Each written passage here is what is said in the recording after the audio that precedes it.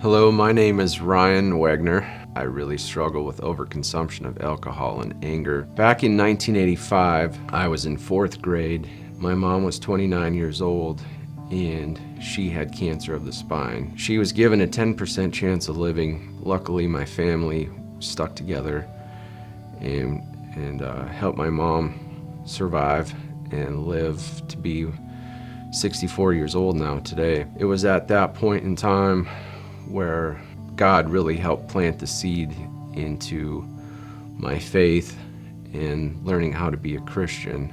I drank a lot back in the day.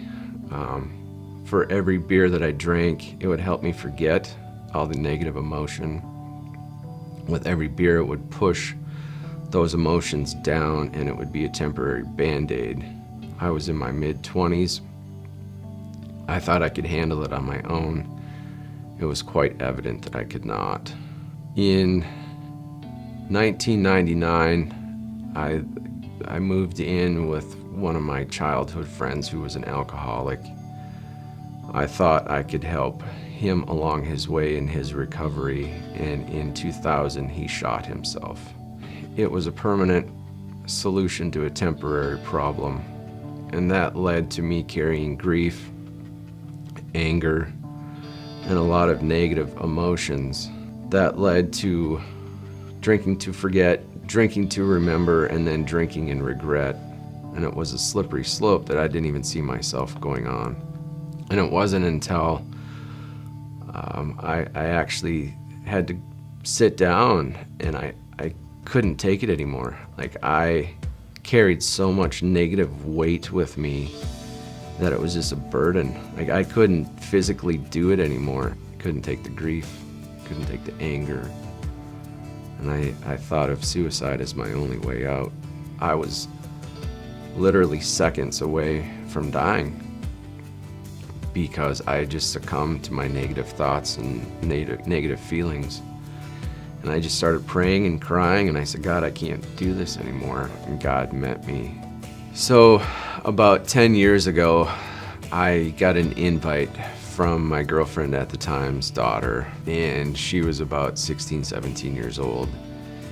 And she said, hey, Ryan, I have this pretty cool church that I go to, and I would like you to go with me.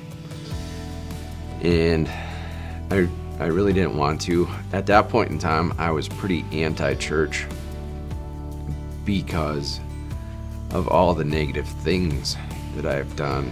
But then when Nicole asked me to go to church, I was like, I can do this. So I went, and it felt weird but good. I thought I was going to get struck down by lightning or melt at the door because of all the bad things that I'd done in my life. And God embraced me. And it was through her that led me to get back on the road of being a Christian and trying to be godlike. But without Nicole asking me to come to church, I might be dead. I made the decision to break the chain of sin and negative thoughts and put my anger, my sorrow, my grief, hypocrisy, all those things, I nailed it to the cross. I gave it to God, and that helped me become a better Christian. But it's through God's love that He died for us that I can do what I can do and try to lead by example and become a better husband, a better father, just a better role model, better boss to those people around me. And I now live every day like it's my last, and then someday I'm going to be right, and I will live with no regrets, and I'm trying to make a difference in the world.